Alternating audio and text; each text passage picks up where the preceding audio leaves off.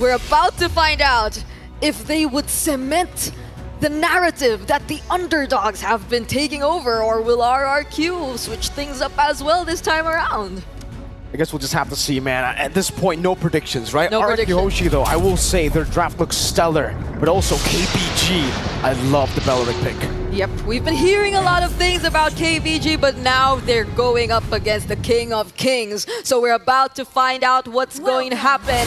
This is KBG versus RRQ Hoshi. I can't also believe that they're hearing the Kingdom. They're making a lot of noise all the way here from Malaysia. Hey, man, the fact that it's in Malaysia, very close to Indo, hey, there's a lot of them that actually flew out, right? So definitely a lot of the Kingdom here in the building. You can hear them after every single win, probably. Every single trade, probably, too. That's just how they are in Indo, too, man. You know, W fans. But let's take a look at this. Oh, Rins! It's a Brave Smite on the Juicing. That's an odd emblem to go for. Master Assassin for Skylar. It's, oh, Master Assassin too for Lexi. Why am I feeling that this is potentially a very aggressive Jushin that could come in from Rins? Even picking up the tenacity for one of his emblems. So they might just really want to face off against Keep Best Gaming as much as possible. And I think they have the resources to do just that. But wait! Rins with the flicker out. Very low, but still is able to escape. Skylar in the bottom lane in the 1v1 against Lexi. It does look like he's actually going to lose out on that trade. Lexi winning it out for now. Skylar will have to respect it. And KBG, they get the early control. Honestly, we're just getting to know KBG and the way they really want to play things out.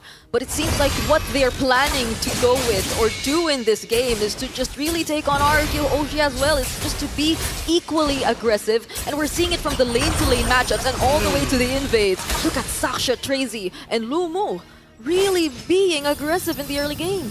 Well played, really well played by Keep Best Gaming right here. Stopping the level 4 from Sutsujin, and this is one of the weaknesses for the Fredrin in the jungle. Your clear speed isn't that good, especially up against a Suyo here that's online at level 3. You for the Fredrin, and you want to control neutral objectives, you still got to be level 4. He should still be able to get it with purple buff, but I believe Saksa will have the lead coming into the first turtle. Tracy knocked up at Lantern Flare, Skylar walking up as well. Tracy popping Revitalize. It should be a kill over to RRQ. The slide tackle, and that's a kill to Skylar on the Bruno. All right, Bennett's Rage also committed for Lexi, and it seems like they're going to focus on the gold lane for now, acknowledging the fact that they may potentially be slightly behind in terms of the jungle matchup, in terms of the red tree levels.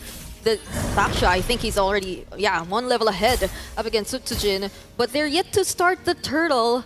So we'll see what RRQ Hoshi will plan to do from now, because Zyron is still holding it and they're getting information bit by bit regarding Keep Best Gaming, but both teams, they have full resources. You can see the Rapid Dryad already online too for Tracy.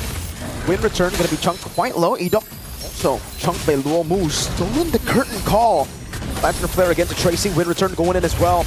Wrath of the Dryad plays down the curtain call. Two Appraiser's Wrath coming down. Tracy's going to be very low. Pops into Wrath of the Dryad as Edok goes in for the back. Sutsujin winning out the red tree battle, by the way. Edok with the Jikundo. Luomu going to be caught. That's a Crimson Beacon from Rins aggressively. Luomu taken down. Win return getting a trade over to Edok, but it will be win return also taking down the trade in favor of RRQ. Rins flickering forward. Now the pull back. Lexi ball down by Skylar. Now I believe you. They're reacting to every kill, to every trade that's happening across the map. And honestly, this is an all-out aggressive gameplay we're seeing for both of these teams. With RRQ Hoshi, they're managing it better so far, the way we're seeing it. They're ahead 5-1 in terms of kill score, and this might just be an attempt to convert it gradually. But then Keep Best Gaming, I must say, I'd also like to commend the way they're holding on to these objectives and to these potential pickups for RRQ Hoshi and Saksha. That's a Wrath of the Dryad to catch Skylar. Edok unable to help him.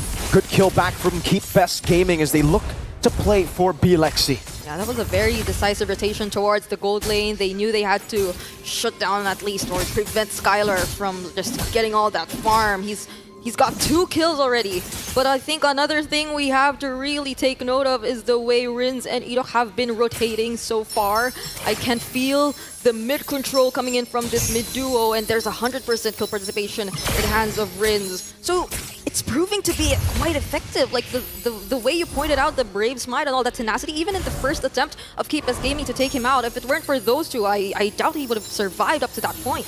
Rins is the type of guy in indoor, right? We call him just crazy Rins also, you know? It's kind of like the Sans thing, Gila Sans, but Gila Rins, because sometimes he actually does go Gila mode. Crimson Beacon forward, flicker forward. We've seen it twice now, Crimson Beacon and flicker forward from Rins. So maybe that's why they went for the Brave Smite. He knows that he's going to be in a vulnerable spot a lot of times, and he will probably be punished if he doesn't have the Brave Smite. So this time he's like, yeah, if I'm going to go crazy, might as well have some safety lingers. Yeah, he needed something to complement all those crazy plays that we could potentially see from him. And now RRQ Hoshi might just take control once again of this turtle pit. Oh no, will there be a Wrath of Dryad once again? Edoc gonna go for the way of the dragon, but it's gonna be cancelled by Saxo. Pops in the blink, Sociabuzz with the red tree, wins it out. Meanwhile, Tyron gets rid of Tracy. Win return might be next on the chopping block, but RRQ will just be happy with the turtle. They'll play around the mid lane with Rins and Skylar. Skylar's here. They're definitely going to attempt to take this down, but there goes Win return once again. Oh, Sutsujin. Flicker for Win return, but they're forcing the mid lane turret. Oh, Win return might be picked up again. Sutsujin pops him up, but Rins, unfortunately, what happened up top? It's a solo kill. Tyron with the vengeance gets it done against Saksa. I can't believe it. Like, is this the most kills we've seen so far? Like, is this the most action-packed game we've seen so far? We're only 6 minutes, but once again! Tyron with another solo kill! In Indo, there was a line from Ghani. The guy made a deal with a devil to make a defense happen. He might have made another deal with a devil to get 2 solo kills. Tracy kicked back with the way of the dragon. Now over to Skylar. Is it Wrath of the Dryad bringing him back as Rins goes into the back with the Crimson Beacon, getting the Lantern Flare as well. Lexi zoned completely. Tracy to be knocked up and now zoned away. Skylar gets another 2.2k gold lead for the Kings. They're managing it well. All that sustained from Keep Best Gaming.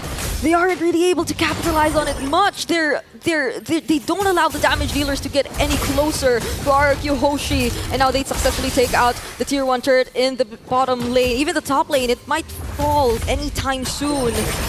So we're seeing control from RRQ Hoshi. This is a 3k gold lead in their hands. But Bilexi, okay.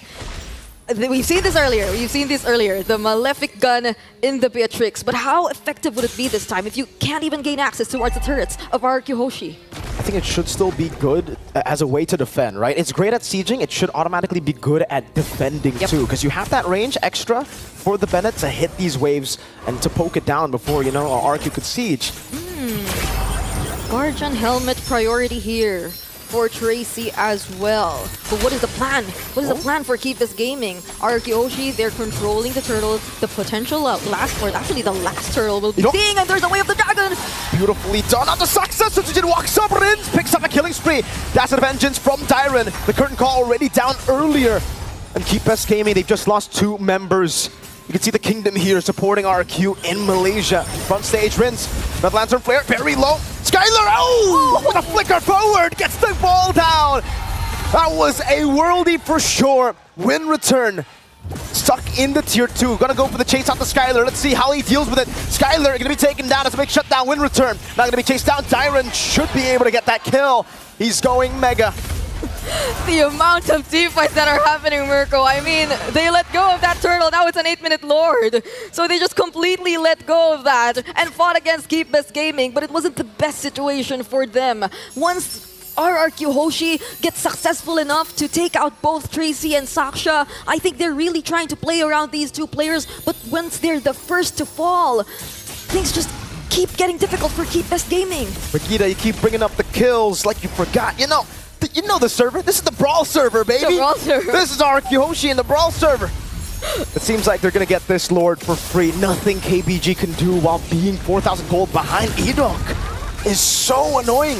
Just always baiting KBG and screening him around, and now Skylar has the Malefic gun. Yep. I don't think they're even having second thoughts about looking for Tracy at this point. Even when he successfully gets to use the Wrath of Dryad, they have multiple ways to get out of it, and there are other players from RRQ Hoshi who just make sure. There's Tyron. He can just dive into the backlines and make sure that Bilexi won't be having the best time of his life trying to get those free hits, unlike Skylar. Not unless we see a similar situation where Skylar's left alone or left behind, but from this point onwards, now that RRQ Hoshi has complete control of this game, this might be very, very difficult for KBG Gaming to defend. Multiple resources are forced out just to clear the incoming minion waves. And mind you, RRQ Hoshi, especially Edok, he still has the flicker way of the dragon. Crazy brought back Edok! Goes in for the kick. Bilexi's gonna be caught there, and Win Return will be able to escape for a bit. Rins picks him up. Skylar takes him down. It's another mega kill pick for Rins this time. 7,000 goal lead. They've dealt with 2, and they still have a Lord to play with. All right, so that slightly wasn't a successful way of the dragon attempt, but still Skylar! From downtown, he gets the shot. That was a goal. Half court. Luomu trying to defend. Again, the lantern flare from Rins. LMU is down. Skylar gets another. It's a shutdown now as Tracy tries to bait the pick over. Dyer with a yo-yo. It's him taking down Win Return. He has to try to survive the curtain call, locks him down. Rins goes in for the flicker forward. He knocks him out of the base. And Tyron takes him out. It's a shutdown in the end. Can they go for it? Is that what you call a crazy Rins play?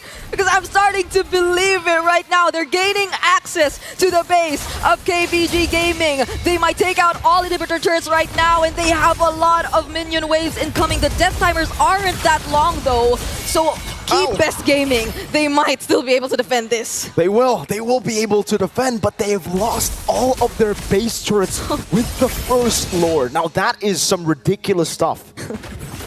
I'm starting to realize just how action-packed, how active the Brawl server is actually. Yeah. Like, we're seeing it in action right now from RRQ Hoshi, and it's very exciting to see this kind of gameplay. And based on what's happening right now, it's so hard for KBG Gaming to find their way back in this game. Not unless they really get to set up a perfect team fight here. They have a lot of AoE, if it's just that. The Wrath of Dryad, the Bennett's Rage.